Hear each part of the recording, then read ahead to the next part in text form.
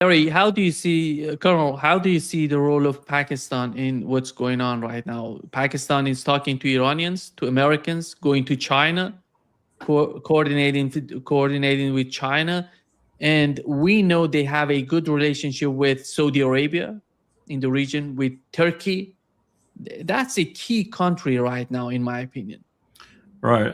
I just read, we talked about it a little bit before we went on the air, but I just read a fairly good analysis, I think, by some people who were fed the information, if you will, from CIA people who were willing to talk. And I was stunned by the procedures that they outlined that had gone on for the last few years since they ousted Imran Khan, and what that meant in terms of, it's typical Pakistani actions, but at the same time, it's not typical. When they ousted him, they put individuals into power in both the ISI and in the Pakistani military, some of them, as they do from time to time, overlapping to a certain extent. And they put someone in Khan's seat who is a lackey.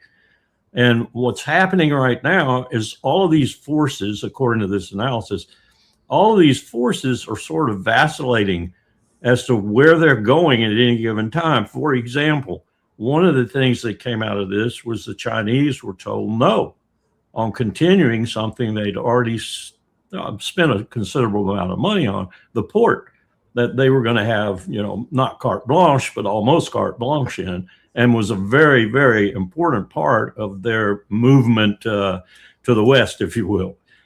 That got squelched, apparently, meaning that in this analysis's outcome, if you will, that Pakistan was moving again closer to the United States because we had put so much pressure on them to do that. And we had even been instrumental in getting rid of Khan. I believe that. Others have told me that. And putting in the people that are now in Pakistan in power. So then you get to the second part of the analysis and you're trying to figure out what they're talking about when they say, but then it's back to China again, and how China is still very influential in Islamabad for obvious reasons, money and everything else, and decisions on the part of the civilian government as well as the military. So where are they? At the end of the analysis, I'm asking myself, where are they in these negotiations? And I don't know if Larry wants to reveal it or not, but we talked about something else before we went on the air that seems like it would spin out of this if their decision is that they're really solid with China, that it ain't going to be a bifurcated foreign policy anymore, which is what they've been trying, according to this analysis, to maintain. A little bit here for the U.S., a little bit here for China. Let each of them think that everything or most of it is going to them and nothing is going to the other, and vice versa. Well, that's a dangerous game to play, very dangerous game to play, and especially with this administration. Some of the things they attributed to Marco Rubio saying about this inside channels indicated that maybe State Department at least was aware of the ambivalence going on in Islamabad right now. But my question to myself was, what the hell does this mean with regard to these negotiations? Does it mean, as the analysis also said, Rubio had concluded that the Pakistanis were duplicitous and he wasn't going to pay any attention to them? Or does it mean that Trump said that?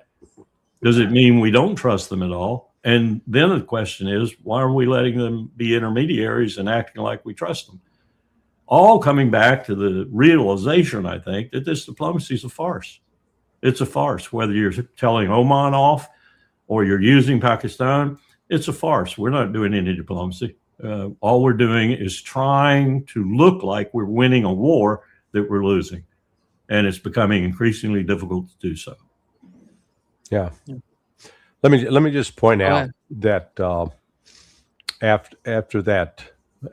after Iran fired, so that took place, I guess, early Thursday morning, Iran time, which was like Wednesday night, my time. But after they fired that missile at the U.S. Air Base in Kuwait, I'm told that the Supreme National Security Council met and came up with a new policy. that was later on Thursday. President Pezeshkian had an hour and 47-minute conversation with Pakistani Prime Minister Sharif.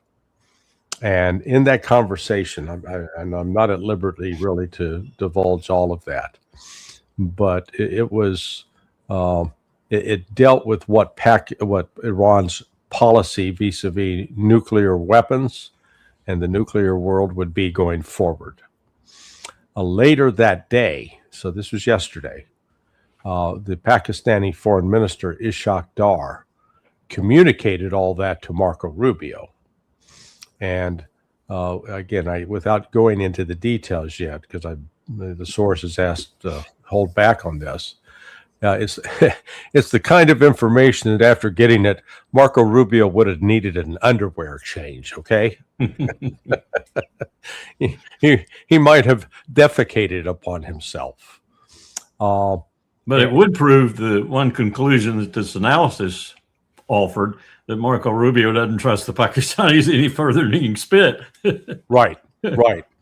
So that's why the White House, up until this just latest tweet we talked about a little bit ago or this True Social post by Trump, why they've been strangely quiet for about 24 hours because of the seriousness of this message. Now, the assumption that was expressed by Stephen Miller that Iran is in a desperate situation economically, that it's untenable, is simply not true. And Iran, I would argue, actually has better economic prospects right now than it did 3 months ago before the start of this war. For example, its trade with Russia and China has increased, not diminished. It's got more cash flow coming in because of the price of oil going up. And the attack by the United States and Israel on Iran on February 28th really galvanized China and Russia to say, okay, we got to step up our game in supporting Iran beyond what we had done previously. Trump is trying to figure out. Well, I'm not sure Trump is conscious about this, but the people around Trump are trying to say, how the hell do we get out of this mess? Because we are caught right now. We don't have any good military options, despite all the chest thumping we're doing.